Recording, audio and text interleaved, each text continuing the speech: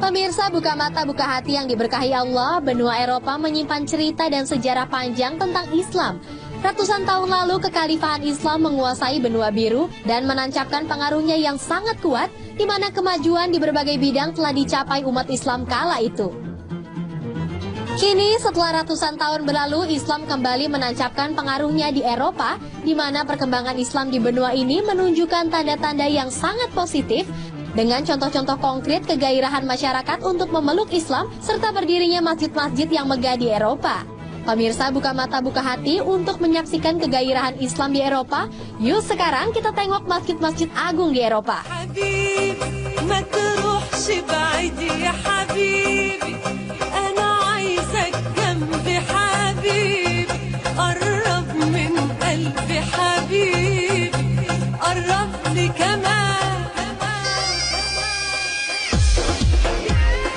Masjid Agung Roma. Masjid Agung ini didesain arsitek Italia Paolo Partogesi, berdekatan dengan kota Vatikan dan sinagog Yahudi. Artinya tidak ada masalah jika tiga tempat peribadatan itu saling berdekatan. Pencetusnya adalah Raja Faisal bin Abdul Aziz pada 1974. Dari lembah Tiber, Masjid Agung Roma tampak menjulang tinggi menyaingi Montene, sebuah bukit yang sangat subur di utara kota Roma. Bagi penduduk Roma yang mayoritasnya menganut Katolik Roma, mereka juga bangga dengan adanya bangunan yang didominasi warna kuning muda itu. Adapun keistimewaan bangunan pusat kegiatan umat Islam tersebut adalah kemegahannya. Di antaranya dengan adanya 16 kubah, ditambah sebuah kubah besar di tengah yang di atasnya dihiasi dengan bulan sabit, serta sebuah menara berbentuk pohon palem setinggi 40 meter.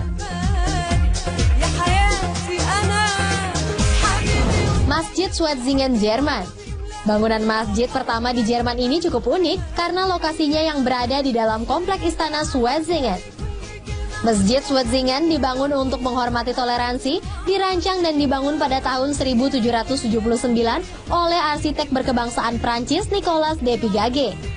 Proses pembangunan komplek Masjid Schwetzingen sendiri memakan waktu hingga 15 tahun lamanya, dari tahun 1779 sampai dengan 1796.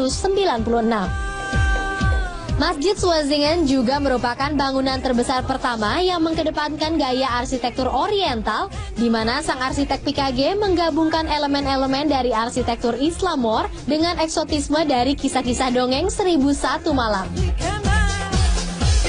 Oleh sang arsitek, Masjid Schwetzingen juga dirancang dan dibangun dengan menggunakan konsep taman. Karenanya, masjid ini menjadi masjid taman pertama yang dibangun pada abad ke-18 dan hingga kini masih berdiri megah di kawasan Eropa. Sedangkan taman yang berada di sekeliling bangunan masjid mengadopsi konsep taman-taman di Turki.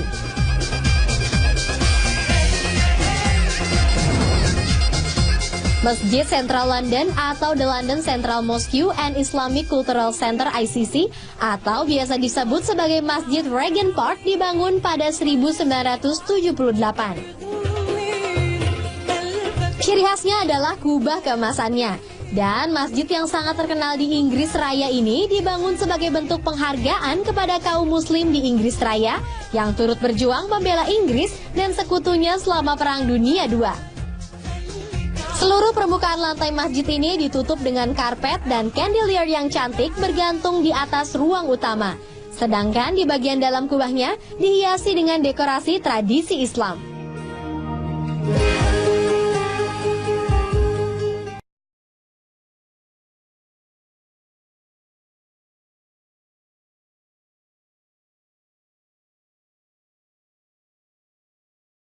Alhamdulillah, baru saja kita mengajak pemirsa untuk menyaksikan masjid-masjid agung di Eropa. Iya, ternyata meskipun agama Islam itu minoritas di luar negeri, tapi tetap banyak masjid agung ya.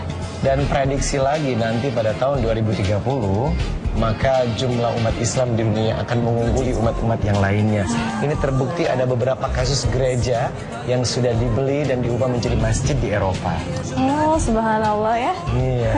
Alhamdulillah pemirsa, ada banyak sudah informasi yang sudah kami berikan tentang bagaimana tayangan tadi, apakah malam Lailatul Qadar itu bisa ganjil atau genap, malam genap atau ganjil.